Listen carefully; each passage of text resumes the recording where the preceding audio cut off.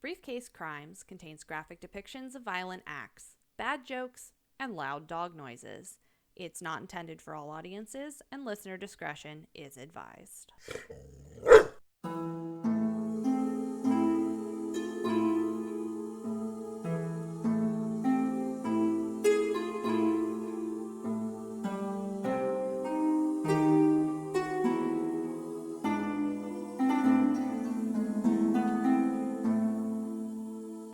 Welcome, listeners, to Briefcase Crimes. I'm Hannah, and I'm full of terrifying facts about horrific events. I'm Liz, and I have a head full of morbid curiosity. Elizabeth. Yes, Hannah. First of all, this is episode number 10. It is. It's a milestone. Can you even imagine? Honestly, no. Yeah, so when we started this, it was kind of like up in the air about whether or not we were going to enjoy doing it. Yeah. So to get to number 10 feels like a big achievement. It does. Honestly. Also, it does. Each episode is around an hour long, which means there are 10 hours of podcasts to listen to. Not even after today. Not even counting like what gets cut. I know. But I mean, like, if anybody wanted to listen to us, they have 10 hours worth of podcasts to listen to. That's bananas. It really is. So I've already told you, I am so freaking excited to do this episode. I feel like I can already tell why. Because of the name. So first of all, yes, but also no. Okay. Yes, but no, not for the reason you think. Okay. So today we are going to be covering the Normal Store bank robbery. Okay. And our criminals are Jan-Erik Olsen and Clark Olofsson. Okay. So many O's. I know. I was thinking about that as I was doing this, as I was like, I wonder if Olsen and Olofsson are going to be confusing for Elizabeth. I mean, I know we normally go by last names. I'll figure it out. I'll try to make a mnemonic for you. Okay, so first of all, Liz, why do you think I'm excited? Because it's obviously like Scandinavian. Yes. Well, that's part of it for sure. So it is. I'm trying to decide if I want to tell you or if I want you to figure it out. But let me figure it out. It'll be suspenseful. So I want to start with a small disclaimer. This is a really complicated case. Okay. I'm going to do my best to tell it, but the timeline is screwy. Nobody internally really agrees on like events or a timeline. And also, there's not like a ton of good English sources that I could use. So I had to actually go to SVT, watch a documentary from 2002. So the whole time I was writing my outline, I'm functioning in two different languages. Right. And so there are points here where, like, at one point I looked at Ryan and I was like, what is the word I am looking for in English? This word. Like, he can help you. I have no idea. Yeah. So I can tell there's a lot of slides for this one. So it has to be complicated. There are. I tried to find pictures as best that I could. And I tried to pull some directly from one of the documentaries that I watched. There's a couple documentaries and they are on YouTube if anybody wants to watch them. There are no English subtitles, so I mean, unless you speak Swedish, it would be more like just to see the actual footage from when it happened. Right. But let's jump right into it. So our story starts in 1973. It's August 23rd, 1973 in Stockholm, Sweden. So the capital of Sweden, down south. Yep. That's like, hey, I know what that one is. Yeah. Yeah. So Sweden's a big country, but everybody pretty much has heard of Stockholm. Right. So this takes place in Stockholm at one of Stockholm's largest banks, Sveriges Kreditbanken. So the Swedish credit bank. Okay. I'm so glad you translated that. If you go your first slide on the right, that is it in 1973. So you can see up at the top, it says in huge letters, Kreditbanken. And down there, so on the left, it is now a hotel. But that teal door there, that's like the first level entrance. And in the day, on either side of that, it said bank. You can kind of see that down on the floor level of the the like orangey picture. Yeah. So that was one of the capital's largest banks. Okay. On August 23rd, Jan Erik Olsen, who also went by Jana. Okay. It's like a nickname. Yeah. Like a diminutive. He was on furlough from prison. Okay. Yeah. Also, I didn't have time to look into like the Swedish criminal system and like how that works. Yeah. But he was on furlough from prison. I think that is a thing that we do here as well. If you have like a court date or something, you get to like go on furlough, but I'm pretty sure that there's also like you can get special leniencies for like bereavement and things depending on, you know, the reason for your incarceration, but I could be wrong on that. Yes. He was in prison. He was serving a 3-year sentence for grand larceny. Okay. So, in February of 1972, Olsen was convicted for grand larceny after he broke into an elderly couple's house and was robbing it, and they came home. Ooh. They come home. The husband is like, holy crap, we're getting robbed. So he falls over and like clutches his chest. He like keels over. The wife is like rushing to his aid, and she says to Olsen, my husband's heart medication is in the kitchen. Get his heart medication. Oh my God. So Olsen does. He does it. Well, yeah. He goes to the kitchen. He gets the heart medication. He gives it to her. Then he continues looting the house, and he leaves with a bunch of their stuff. That's hilarious. Yeah. So he got a 3-year sentence for this. He's like, I don't want you to die. I just want your shit. Yeah. Or I just want your stuff. Oh, no. You have to censor me now. Okay. Yikes. He's not here to kill you. He just wants to steal. Right. He's just a thief. He's an honorable thief. He's an honorable thief. Remember that. Remember that through this story. Okay. So he gets this furlough from prison, and he kind of Jean Valjean's it and is just like, I'm going to go do crime. Although that's not what Jean Valjean does. But yeah. He diverts from his path. Mm-hmm. And he goes to the credit bunkin, and he looked like, some things say he looked like a normal customer. Okay. He walked in. He had a jacket thrown over one arm. His other hand was holding a large canvas suitcase. Okay. He had rouged his cheeks. He was wearing a lady's brown wig. Oh. He had on sunglasses, and his eyebrows and his mustache were dyed jet black. So your next slide here. I'm confused as to why he is wearing a lady's wig, but I think it was the wig he could find. So orange picture on the left, that is Jana Olsen. Okay. I'll explain the guy on the right in a second. In these documentaries, he is interviewed. His accomplice is interviewed, and I'll explain later. 3 more people are interviewed. Okay. People that were there. Okay. So he says in his interview, he wanted people to think that he was of Arab descent. Oh. That was his like plan. He was like, I'm going to go in.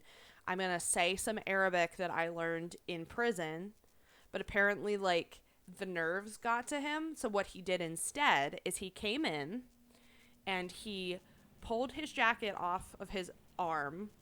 So he like dropped his jacket, and he revealed a loaded submachine gun. Ooh. He fired it at the ceiling and put on an American accent and yelled in English, "The party has just begun." Oh my gosh.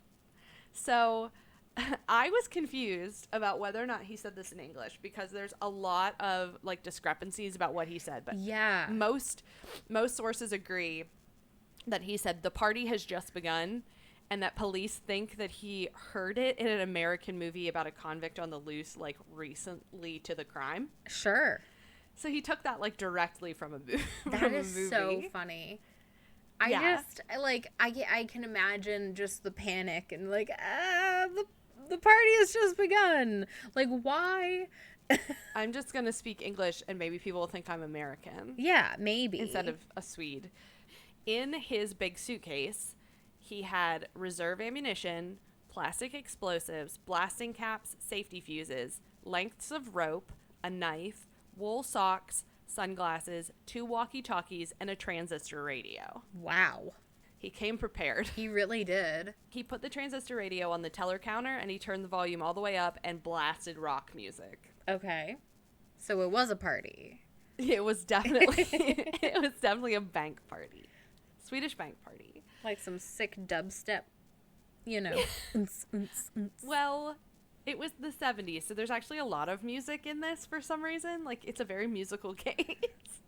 So there better be a musical about it. That's all I'm saying. There isn't, but there could be. He starts taking hostages. Mm-hmm. So there's a bunch of people in this bank. There's, like, customers and clients, and there's obviously staff. But he takes 4 hostages. Okay. And he has a male bookkeeper tie all of them up. Okay.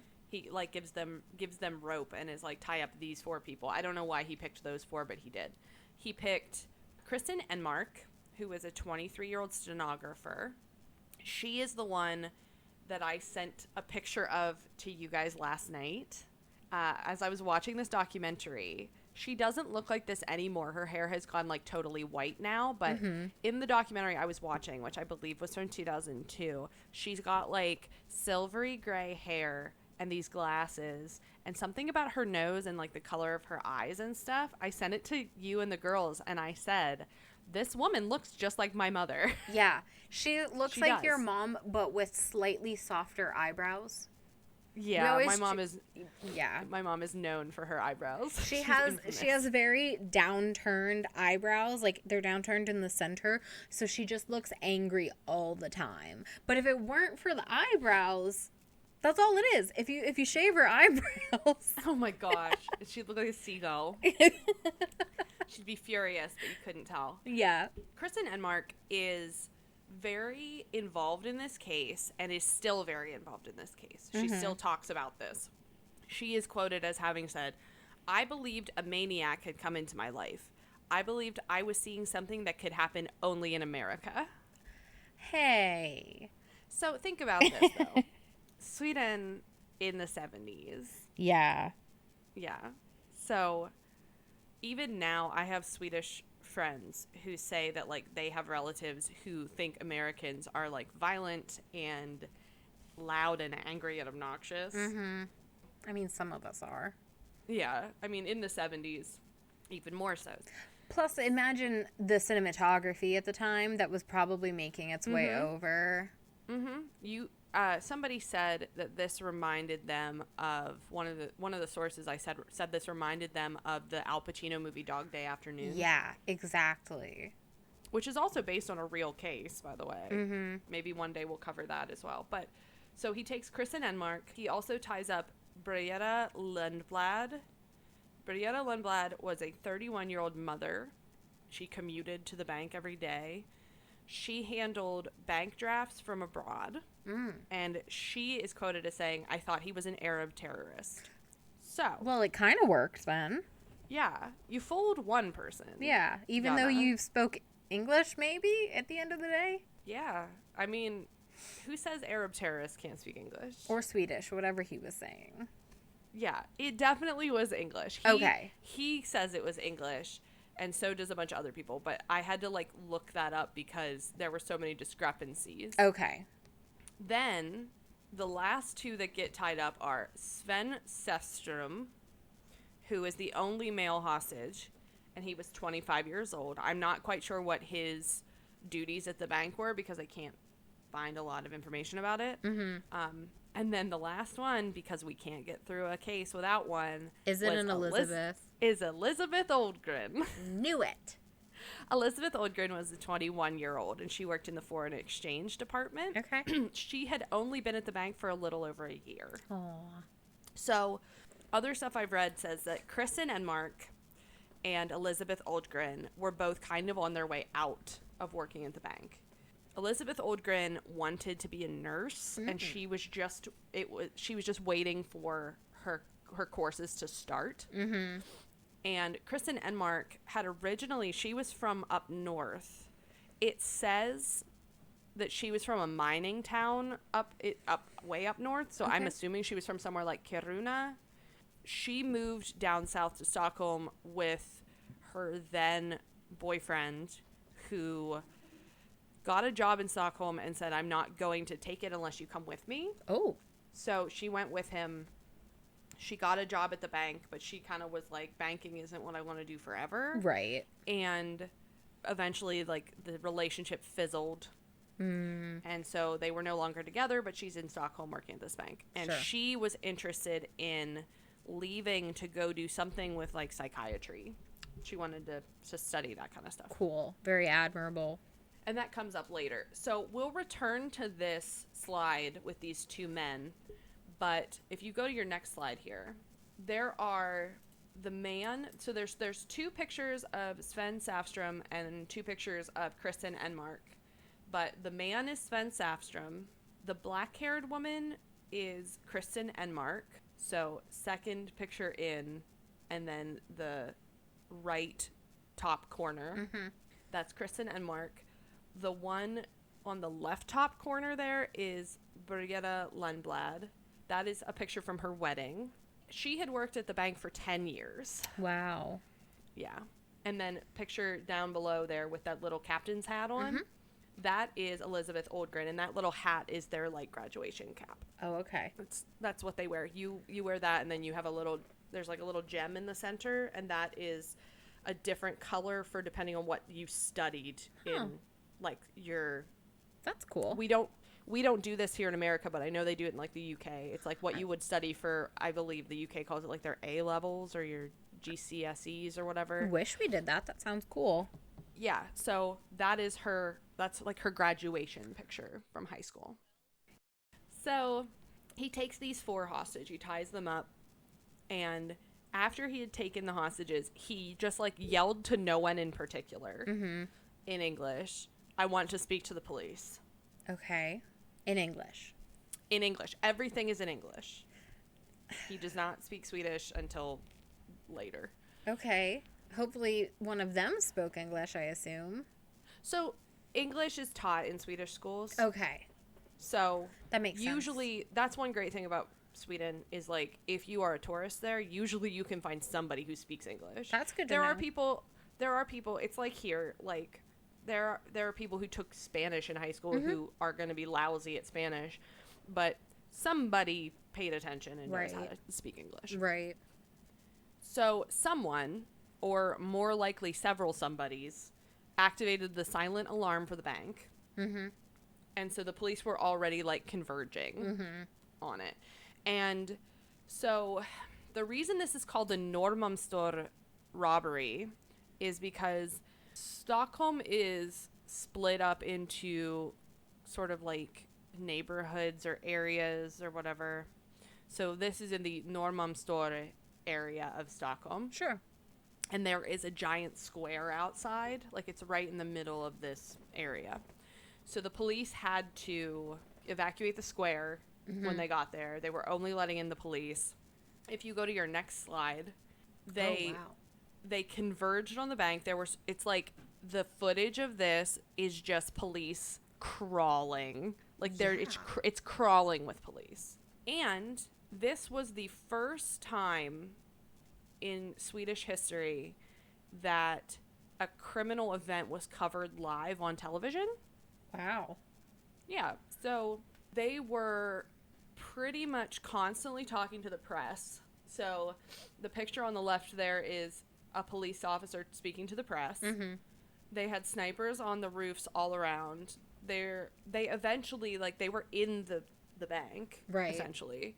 So a plainclothes sergeant named Morgan Rylander entered the bank after hearing the police bulletin. So the police were getting there, but he was the first officer into the bank on the scene. There's still customers, there's still staff, there's still a bunch of people. So he walked in, and Olsen turns to him and says in English, "Are you a police officer?"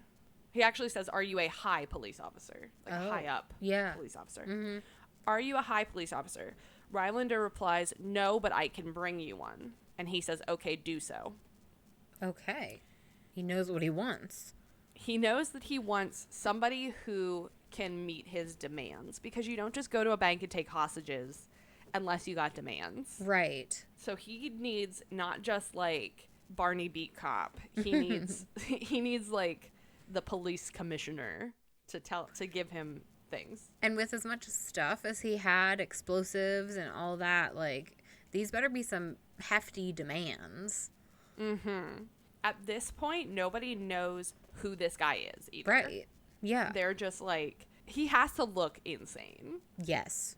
He's got blush, sunglasses, a lady's wig. Mm-hmm. It wasn't long, so I've seen the wig. It wasn't long.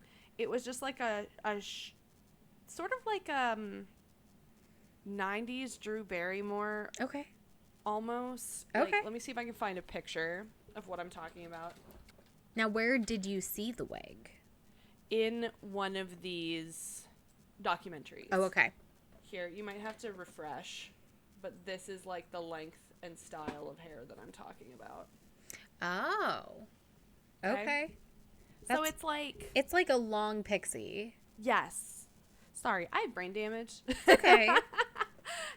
Rylander is going to get him a high-up police officer. Mm-hmm. So he goes upstairs. You can see that in the pictures of the bank, it's a several stories of this bank. So he goes upstairs to where the offices were to make the phone call. Police were making their way in through the back entrance. Right. And they were also upstairs. Somehow, I'm not quite sure, but they were upstairs. And while he's up there, they creep down, one in particular. There was a detective inspector who was another plainclothes policeman. Mm-hmm. And his name was Ingmar Warpfelt.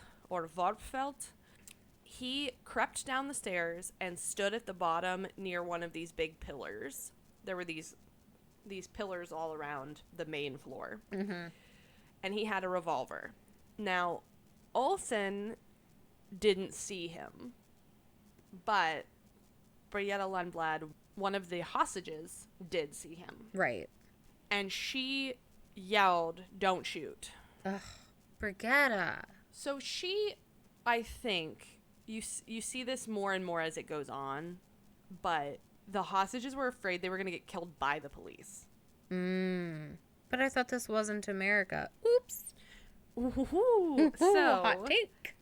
So they were afraid that they were going to basically get caught in the crossfire here. Yeah. So she yelled not to shoot.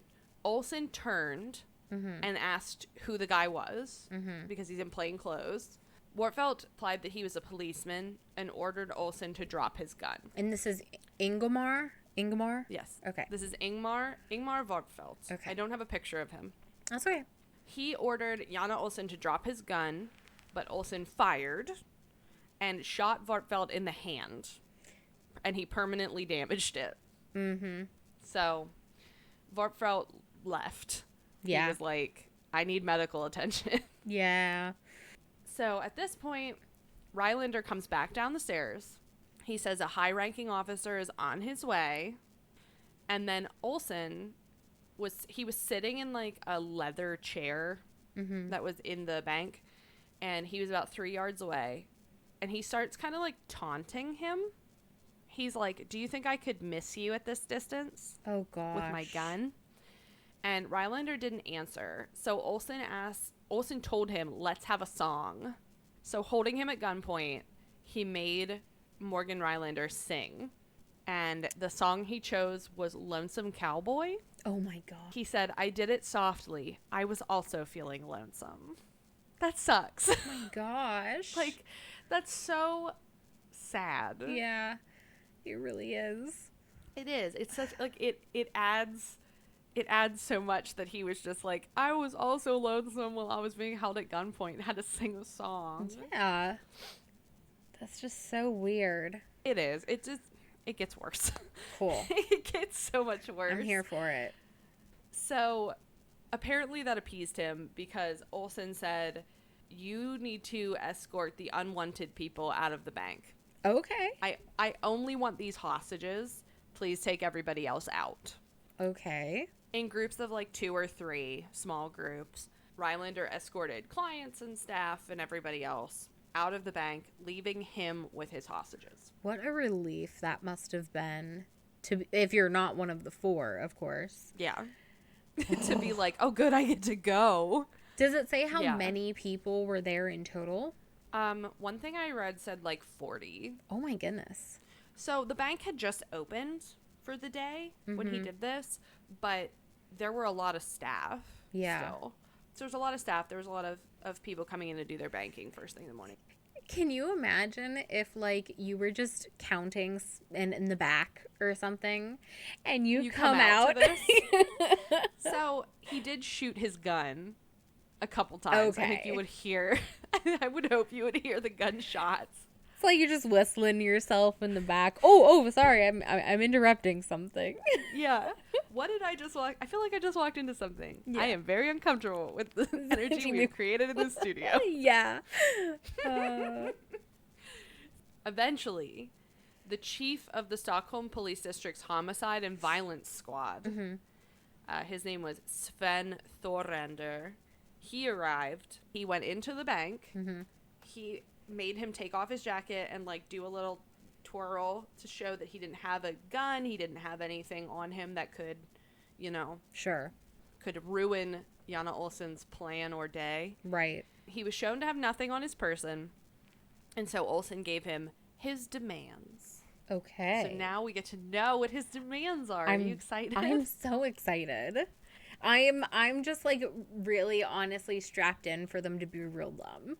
They're not. Okay. They're like what you would expect. Okay. So obviously he wants money. Yeah. He wants 3 million Swedish kroner. He wants half of that to be in actual Swedish currency. So he wants like 1.5 Swedish kroner. Okay. And then he wants the equivalent in foreign currency. In like one type of foreign currency or like a smattering? I did not find that anywhere, but okay. I also don't know why. I'm not sure. That's weird, but okay. So he wants 3 million Swedish kroner. He wants 2 pistols. Okay, like he doesn't have enough on him already? So the idea was he wants to leave the bank, and the pistols would be easier to wield on the way out than this big clunky submachine gun. Fair. He wants bulletproof vests for himself, an accomplice, and the hostages. Okay. He wants helmets for himself, his accomplice, and the hostages. He wants a fast car. Okay. And he wants Clark Olofsson. Clark? What did Clark do? When I read about he wanted a fast car, all I could think of was Tracy Chapman. He was like, I want a fast car. Also, I want some bulletproof vests. Like, okay, so why does he want Clark Olofsson? If you go back to slide 3, which has Jana Olsen, next over here, this very 1970s shaggy-haired man. Yeah. They're both very 1970s. Yes. They're very, It's like just 2 very different types of 1970s. So, Clark Olofsson, why does he want him? Yeah. Clark Olofsson was serving a 6-year sentence in a prison in Norrköping, which was 90 miles southwest of Stockholm. Okay.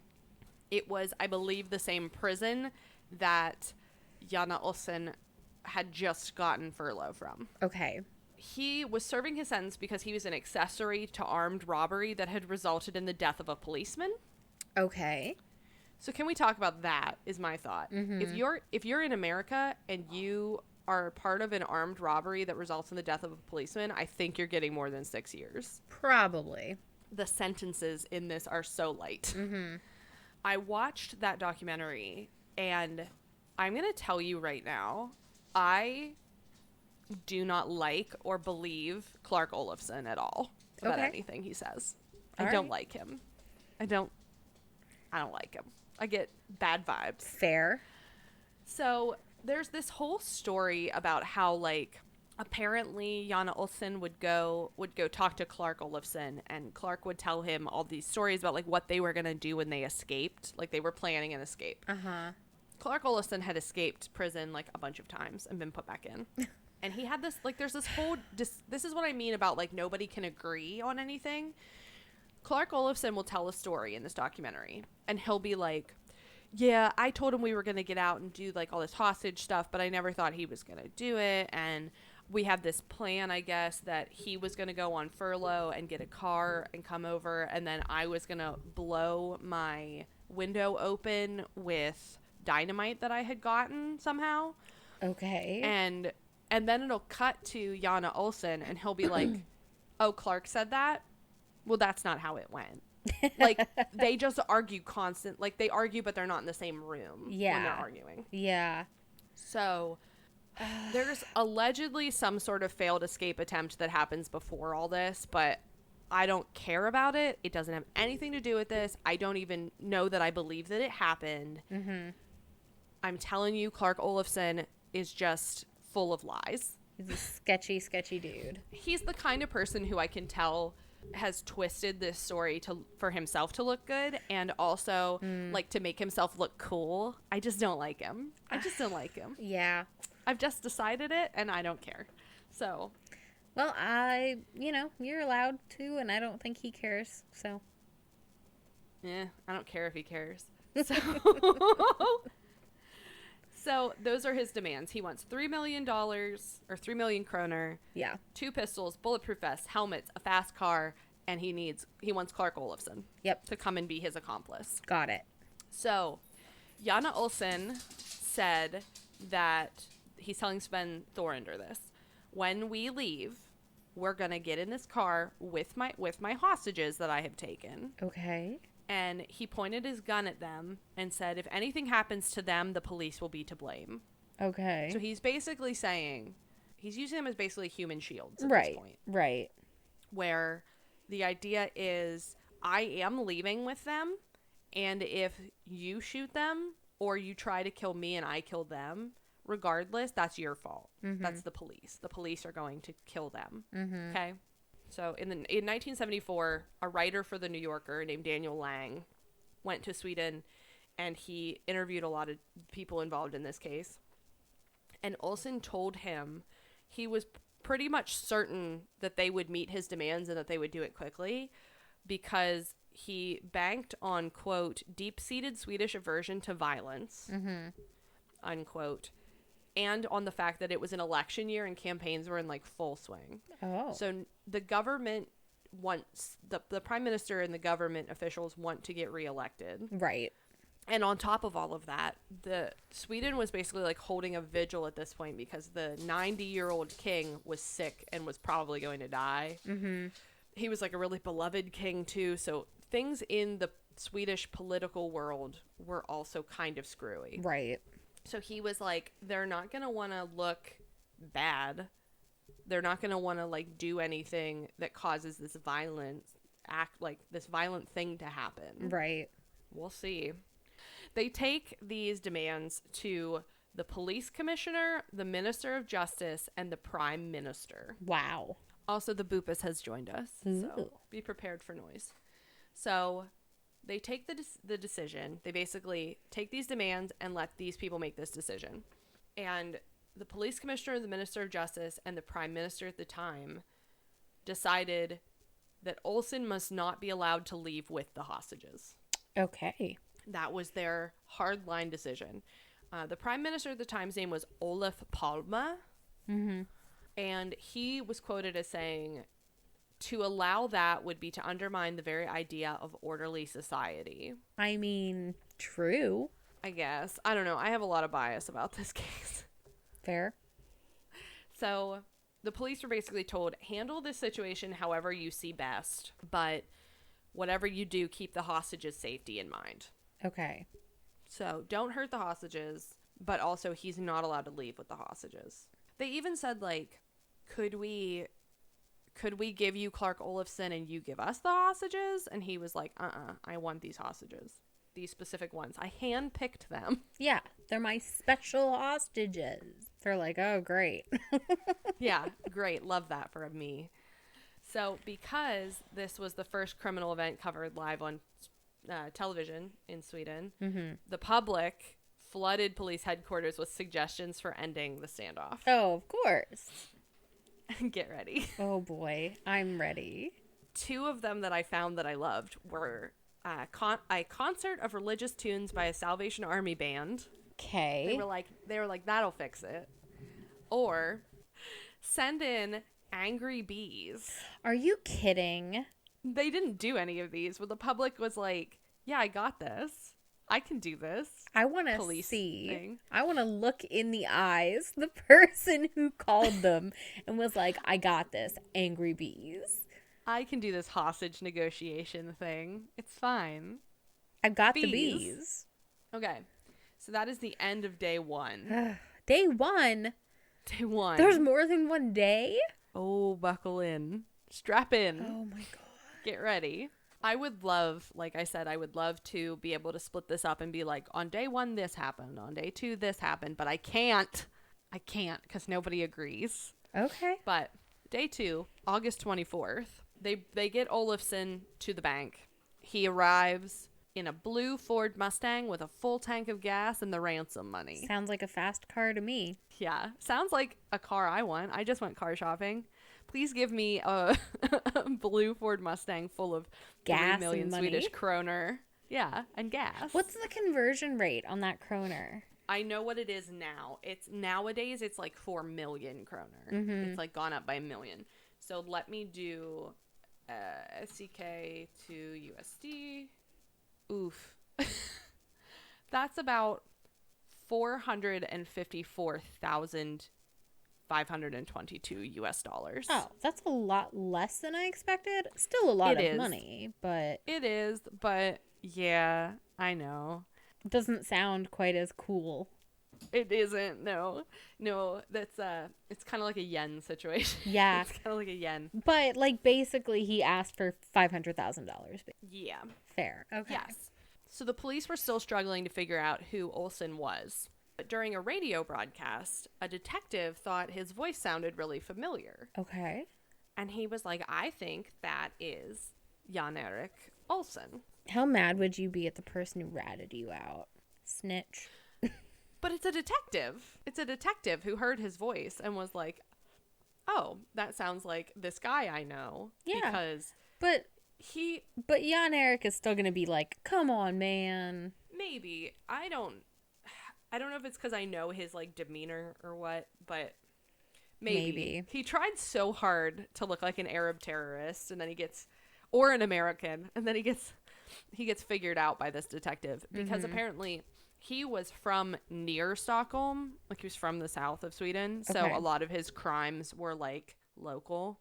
So they knew that he was known to use explosives and was not shy in using a gun he wasn't shy using a gun when he was doing his crime.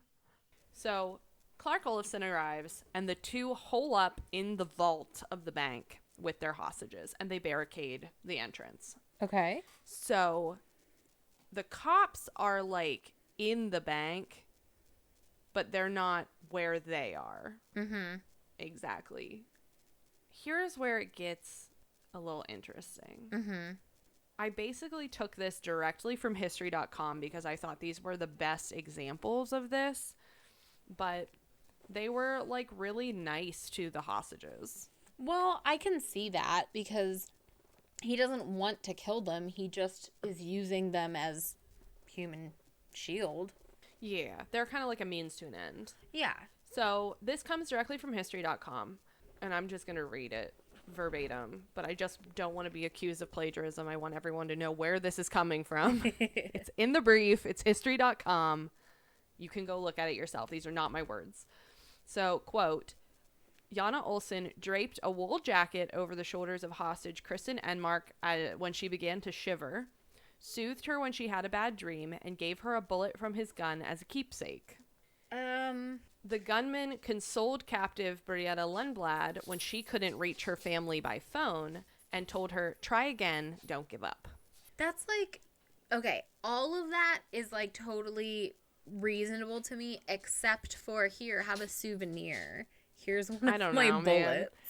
So the next part says, when hostage Elizabeth Oldgren complained of claustrophobia because they're in a vault, he allowed her to walk outside the vault attached to a 30-foot rope. Oldgren told the New Yorker a year later that although leashed, quote, I remember thinking he was very kind to allow me to leave the vault. Olsen's benevolent acts curried the sympathy of his hostages. When he treated us well, said lone male hostage Sven Safstrom, we could think of him as an emergency god. So, Stockholm Syndrome. Ding, ding, ding. You know, I was wondering the whole time through this, because we talked about Stockholm Syndrome in episode 8. Mm-hmm. And so I was like, this is occurring in Stockholm. Interesting. Mm-hmm. Kristen Enmark also said to media, quote, we are more afraid of the policemen than these two boys. We are discussing, and believe it or not, having a rather good time here. Why can't they let the boys drive off with us in the car? Oh my gosh. By the second day, the hostages were on a first-name basis with their captors. I mean, I'm kind of into it. I think it's funny. I am too. Like, obviously it's not funny. It's a crime and it's a traumatic experience. But for the sake of telling a story, it's Listen, amusing. as far as the crimes we cover on this show, nobody dies. At least this isn't like a yucky situation. Nobody's sleeping with their relatives in this. Right, we're not making human soap. Exactly. This is tame. This is so tame. This is also our first crime we're covering that no one dies. Right. I kind of had assumed, based on the title of it just being a robbery, I assumed, but I was like, it could happen. Maybe. We'll see. Yeah. Kristen Enmark, she calls the prime minister and is connected. And I've heard this call, and this call is very fishy. So if you go to your next slide, this is Olof Palme, the prime minister at the time. He looks like a vampire. Yeah. He looks like he would be a criminal we would be covering. Yes. Like, he looks awful.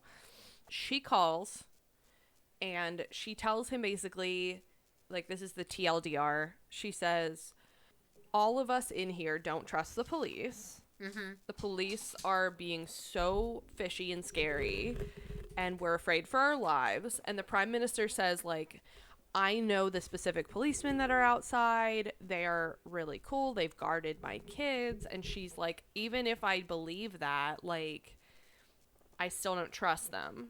So, like I said, the phone call is recorded. I've heard the phone call. It's about 45 minutes long, but 20 minutes of it have since been lost or deleted. Sketchy. Very sketchy. This is what Enmark, the other hostages, and Olofsson and Olsen claim. They said that, so I've heard this part too. Before the missing section, Palma asks why the robbers don't release the hostages and or give themselves up.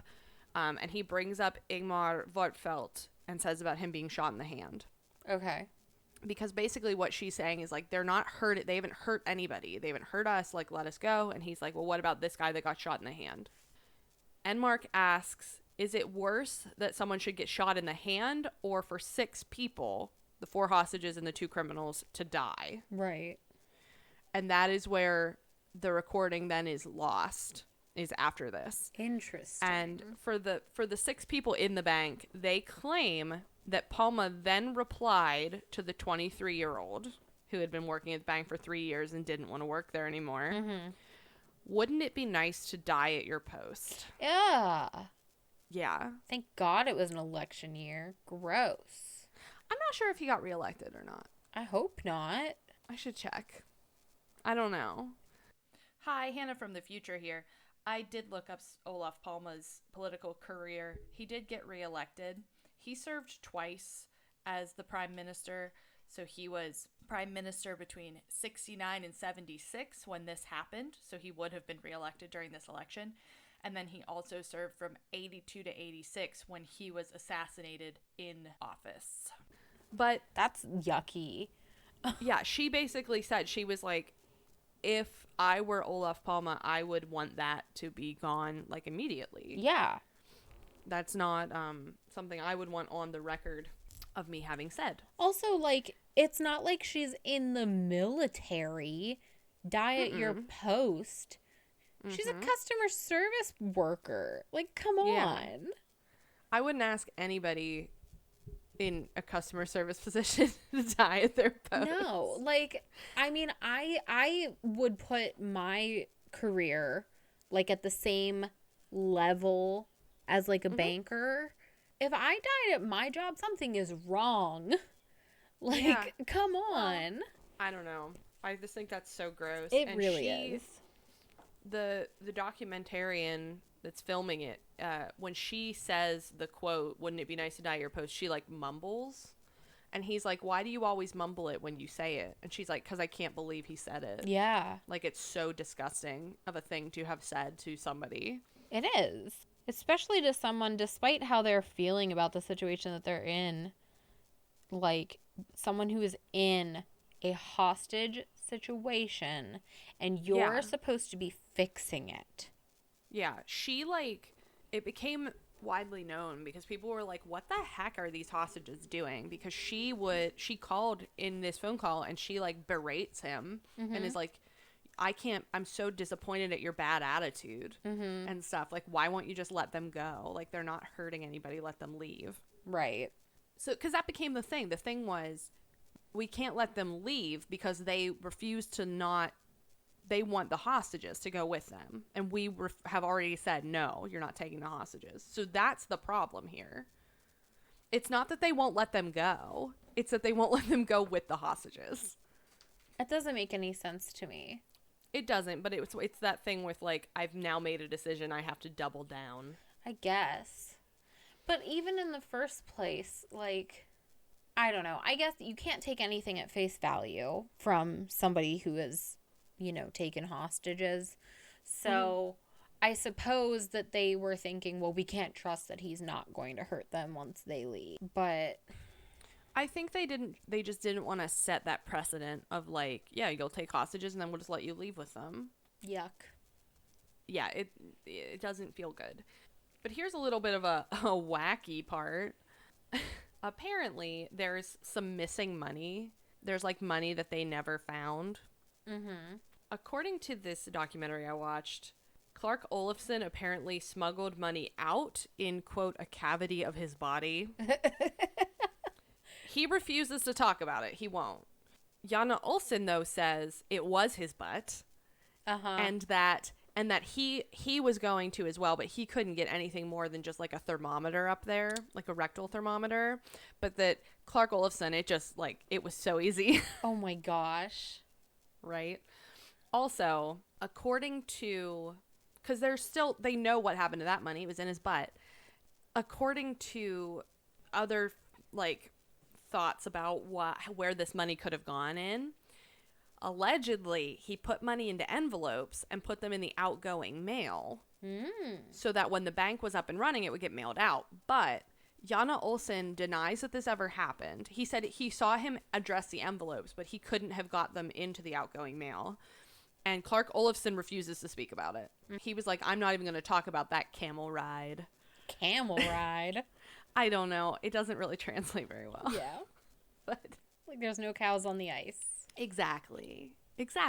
So he won't talk about it. So we don't know what happened with that money. But I thought that was a fun little aside about some butt money. Prison pockets. Ew. Ew. Okay, so two more anecdotes here about their trust. Or I guess a couple more anecdotes about their trust that they were developing at this point. When they were in the vault, they were permitted to go to the bathroom. The bathroom was downstairs. It was outside of the vault and downstairs.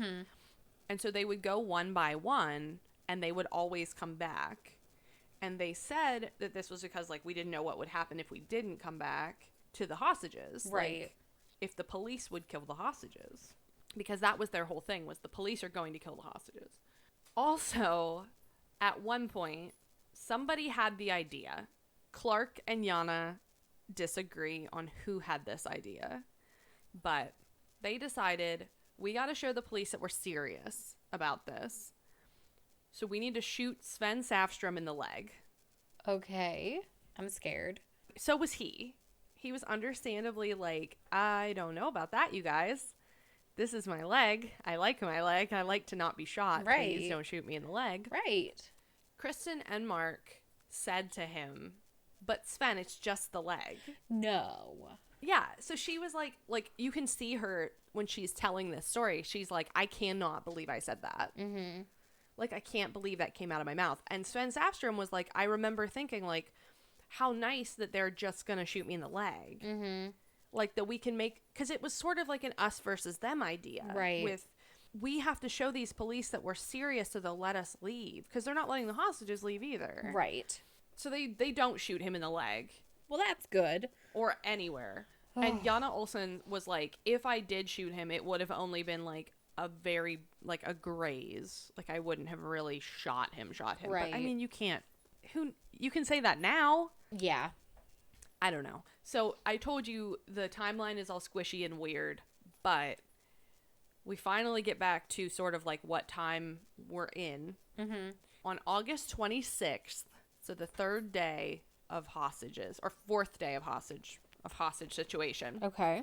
The police go upstairs and they start drilling these holes in the ceiling. This is another thing that is confusing. So somehow, either listening to the radio or using their own street smarts, if you listen to both of them, they're like, oh yeah, we just knew this is what was going to happen because we're such smart guys. They basically were like, they're drilling holes because they're going to drop gas. Oh. Olsen told the hostages, this gas, we don't know what they're going to use. We don't know what kind of gas they're going to use. Right. And there's gas that can really mess you up, you guys. This is what he's telling them. It can cause brain damage and paralysis and all kinds of stuff. So if they drop gas down here, I want you to know, I will shoot you and myself to spare you from that. Ooh, goodness. Okay? Like, I'll take care of it so that you don't have to deal with that. How kind. I know, very kind. Then Clark Olofsson allegedly came up with a plan. Okay. This is another thing where he was like, I said this, I did this, I had all these ideas, and then it cuts to Jana and he's like, that's not how that happened at all. So somehow they come up with a plan and they stage it. They put these nooses, right, around their necks, around the hostages' necks, and they connect them to these like safe deposit boxes in the vault. And this is like the most famous picture of this entire case.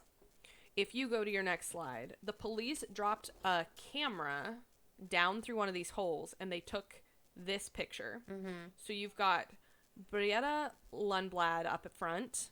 There's a woman behind her sitting similarly. That's Elizabeth Oldgren. And that little head poking out there, that's Sven Säfström. Okay. I think Kristen Enmark is like in the back. You can't really see her. And that guy there with the beard is Clark Olofsson. Okay. And then that picture on the right is just kind of like what the bank looked like.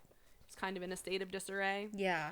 So they put this camera down and they snap this picture and they see these nooses around their necks. So they know if we put gas down here, they're going to get knocked unconscious and they're going to end up being hanged. Right. That was sort of the idea. Also, fun fact here, Brietta Lundblad, who's right up front there with her hand up, she didn't trust Olofsson. So she said this in this interview. She didn't trust him, that it was just because they said like it's just so that the cops think that this is what's going on. But I'm not sure how well they could explain it because there were microphones everywhere too. Okay. Like, they could hear what was going on in the vault. They even had the footage like recorded. So they studied it afterward. Right. When they decided on Stockholm Syndrome being a thing. So she didn't really trust him. So she pushed the noose up so it's around her head like a headband and it's hidden by her hair. Oh. Smart. Yeah. Yeah. So another thing I read was that when they were drilling in through the ceiling, like chunks of the ceiling were falling down. Like a bunch of rubble was falling down. You can tell in the one photo, like, that's obviously like plaster and stuff that's fallen. It was apparently like big chunks. So one thing that Kristen Enmark said was that they would lie underneath the holes so the police could see them, and if anything would fall, it would crush them, so the police would quit drilling because they were afraid of this gas attack now. Yeah. Like, it's this whole thing was they're afraid of them dropping this gas. Wow. It cut to Brigitte Lundblad, though, in this thing, and I made Ryan watch it because it just struck me as really funny. Mm-hmm. But she's sitting there, and she's like, I don't remember that. I don't remember that being a thing. And then she's like, that sounds awful. Like, but it's on, like the way. But it's on film, right? So, like, there's no doubt, or is this just, cause is it just something that Yanni and Clark said happened, or? So Kristen Enmark, one of the hostages, says that she and Elizabeth Oldgren would lay under these holes in an attempt to get them to quit drilling. Yeah. So. And now it's Elizabeth who doesn't remember this at all? I've seen nothing from Elizabeth. Elizabeth doesn't speak about this, but it's Brigitte Lundblad doesn't remember that happening. Okay. But it was funny because she was like, I don't remember that. And she just sits there for a second and then goes, sounds awful. Like, I mean, it does. But this does happen. So police drop microphones around, and they captured this audio footage of Kristen Enmark just screaming her head off. And this is in one of the documentaries, the one that I watched, and it is chilling. Yeah. This screaming. And it's also kind of garbled because it's echoey and it's old and stuff. So the police initially, it just sounds like shrieking. So the police initially thought she's being raped, like they're raping these women. But, and this was the thing that I asked Ryan for, and I never got really an answer, but when they washed the footage, like when they cleaned it up, like I looked at him and I was like, it's not wash, that's not the word I want. And I'm like, but they cleaned up this footage, I guess. And you can clearly hear her yelling, stop drilling. Oh. She is shrieking about the drilling. She is so afraid. Jeez. Yeah, and it's like animalistic and chilling and very, very terrifying. Yeah. I think part of it is the fact that it's like echoey and scary. Probably. Yeah. At least in part. So after 6 days of standoff, on August 29th is where we end our story, or end the story of the standoff at least. If you go to your next slide here, the police prepared ambulances, got everything ready, and then they dropped gas into the vault. Oh, yikes. Even though they already knew about these snares around their necks, which wasn't a thing. Like, they took it off after the picture was taken, but like, that just feels wrong to me. Yeah. That they knew about this. Oh, very. And still did it. Yeah. I'm genuinely shocked. Yeah. But whatever. That's what happened. Just human life, but you know. Yeah. So they were like, well, we've got ambulances. It's fine. Gross. This is all in the documentary too. They filmed this part, but the police dropped the gas in the vault, and you can hear everyone basically in the vault yelling, like, we give up, we surrender. Everybody yells. According to Clark Olofsson, everybody dropped to the ground, which is where the gas like went, right? I guess Denser than air. It sunk. Yeah. And he claims he didn't do that, and that he was like, why is everybody so upset? Like, I don't know what's going on. We're gonna fight back. Like, we're gonna do all this stuff. Yeah. Okay. And you can hear him in the footage yelling, we give up. Like, dude, you can't lie about it. We have it on tape. He's a big macho man. You leave him alone. Idiot. Jana Olsen said that he also was howling like a wounded coyote. I just don't like him. Hey, fair enough.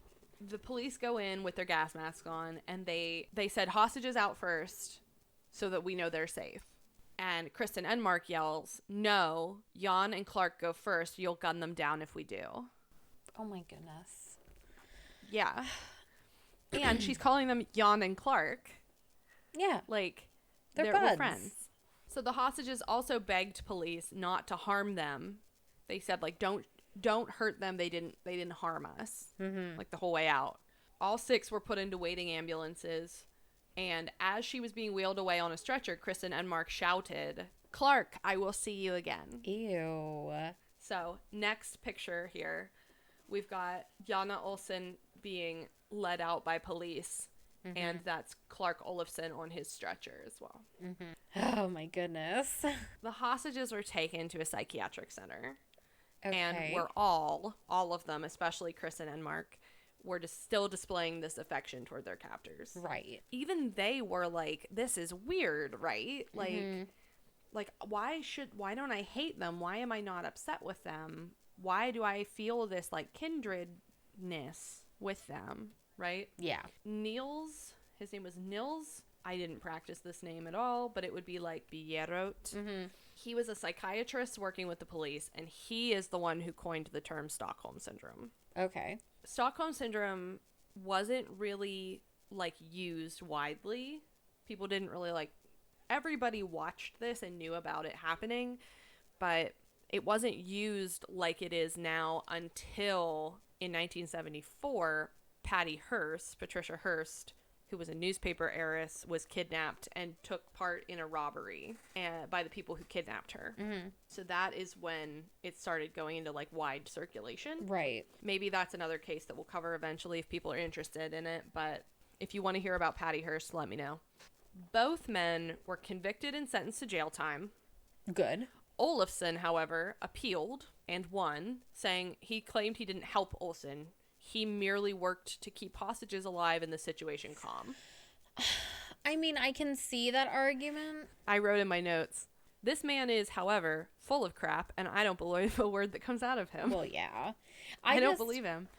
Like, separating Clark from this, imagine you're, like, sitting in jail just trying to, finish out your sentence, and the police come and get you. And they're like, come on, you're going to be an accessory. You come with us.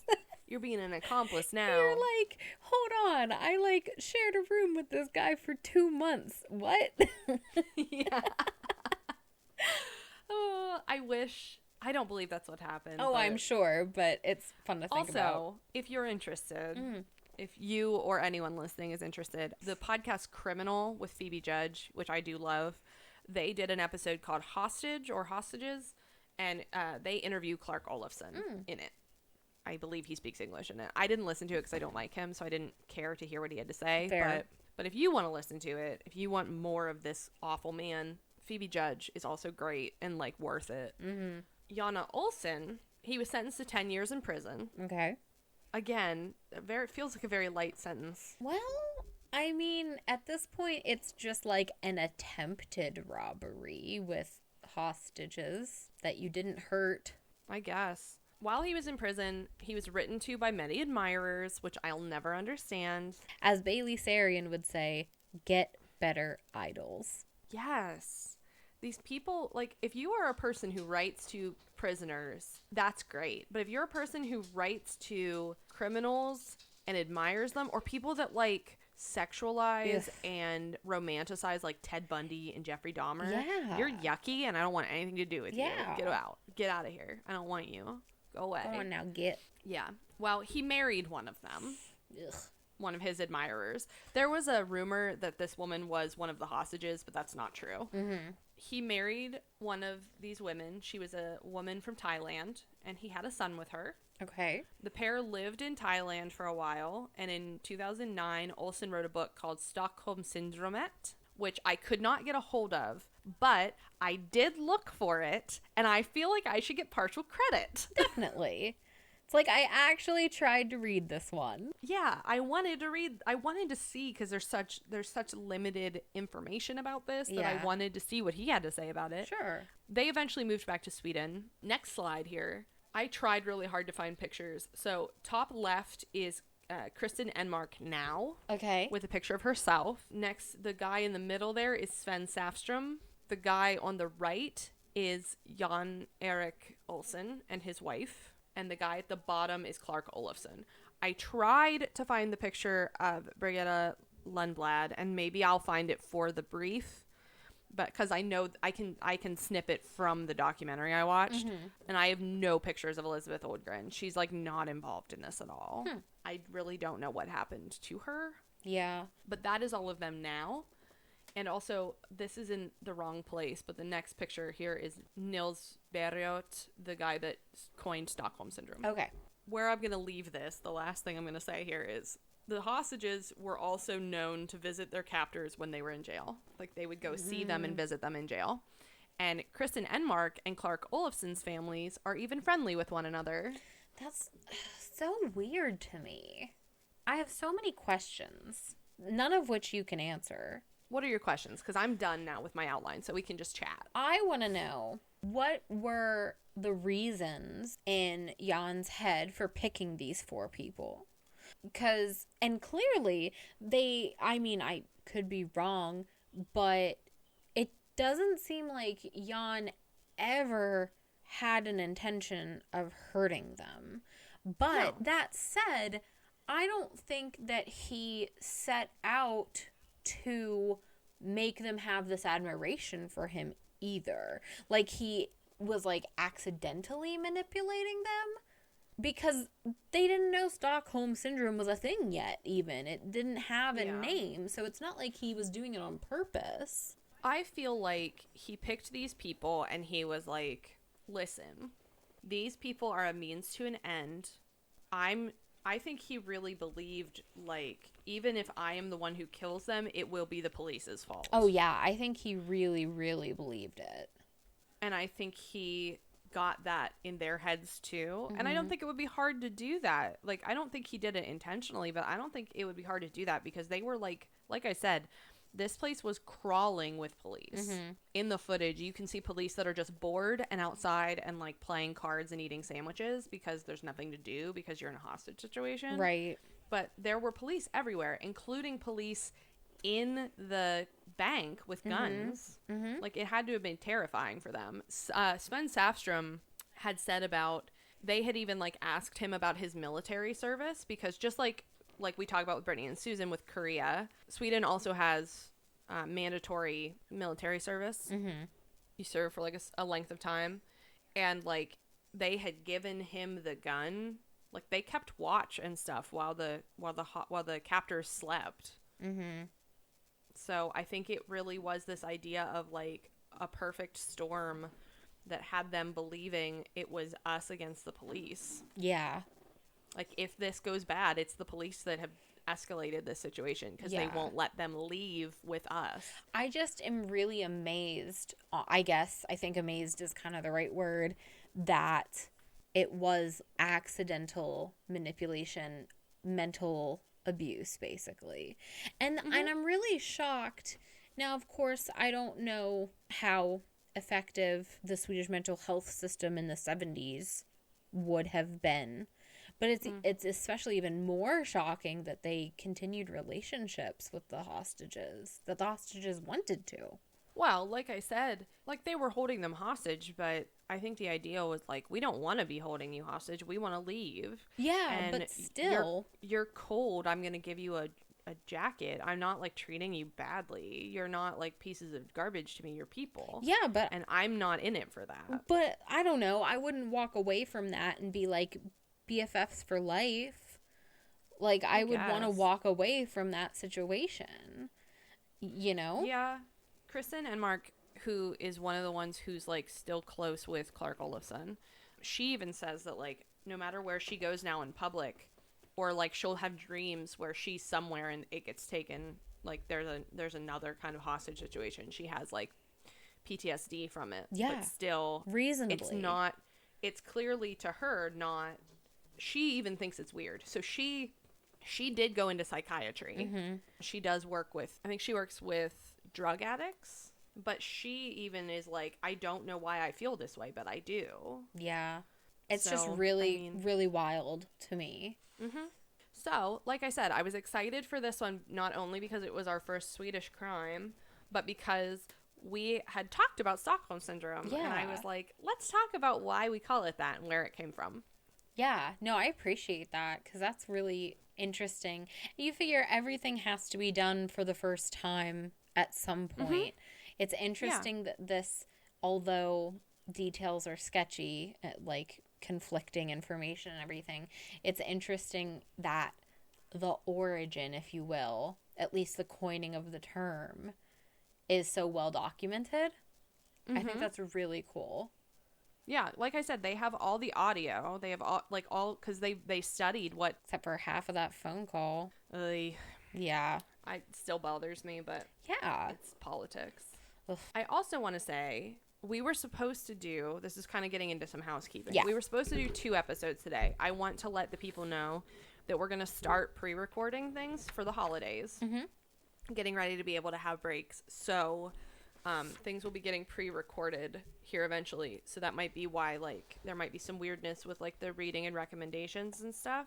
But part of the reason why I didn't want to do 2 today is because, 1, this was a really complicated case. Yeah. So I didn't want to have to figure out a second one to do. And the other reason is the next one we record is going to be the Halloween episode. It will be the one that airs on Halloween, the day before Halloween. Yeah.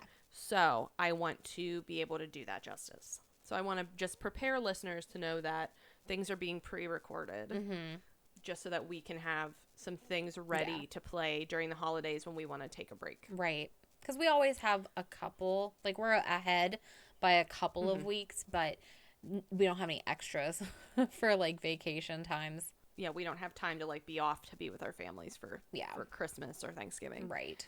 But that does lead us into what are you reading? What are you recommending, Elizabeth? So I'm actually not reading anything right now, really, but I do want to recommend one of my old favorites that I haven't talked about yet, which it's a young adult novel. It is historical fiction. Ooh. And I actually in college had a young adult literature class, and this isn't like necessary, but I'm going to talk about it anyways.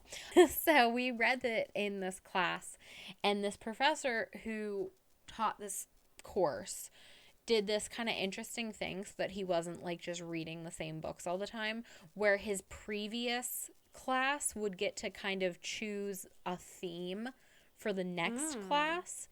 So the theme that we got was that his students told him he was not to read any of the books. Oh. Which means that most of them were awful. Just like god awful. It was tricky, but this one was one of the picks. Like he just did his best to choose from like bestsellers based off of synopsis alone. But this was one of his picks, and it to this day is one of my favorite books. It is called Code Name Verity by Elizabeth Wein. Wein. I believe that's how you spell it.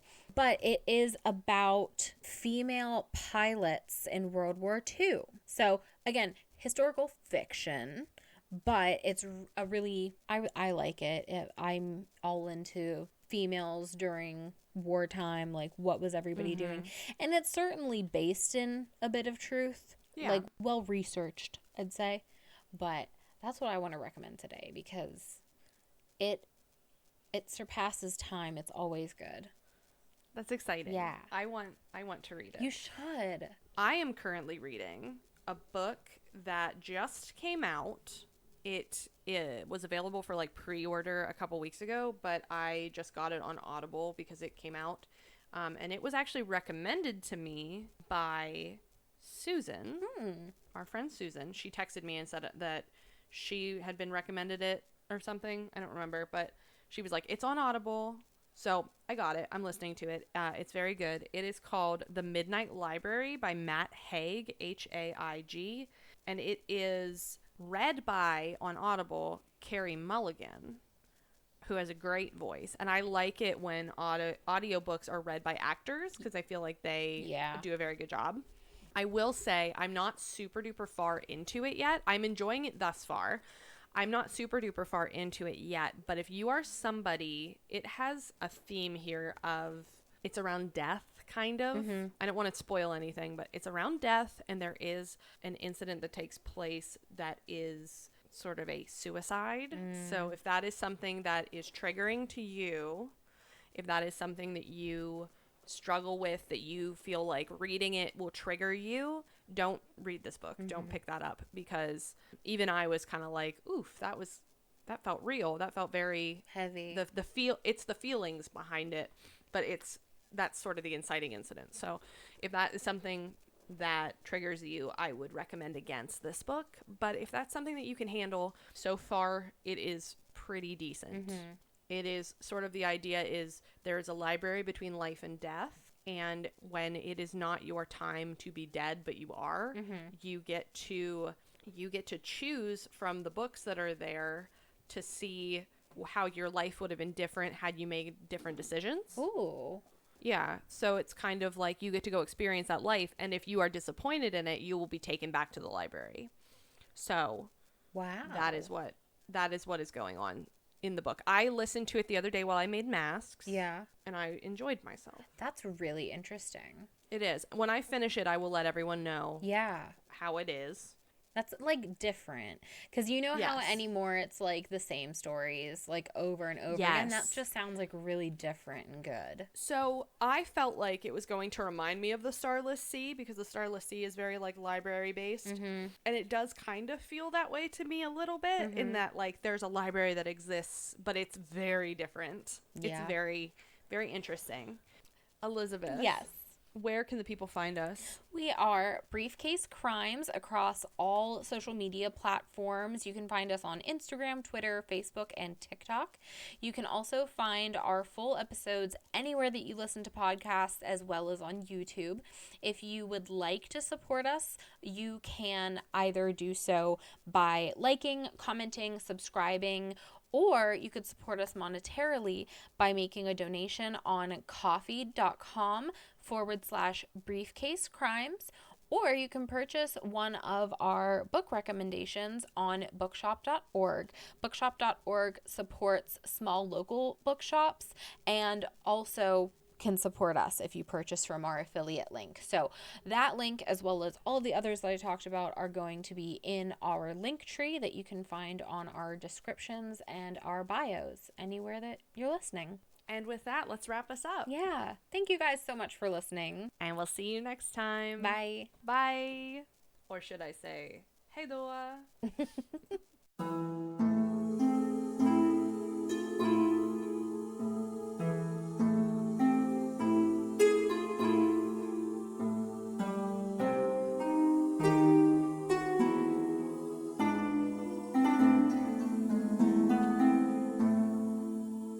Is Dad home?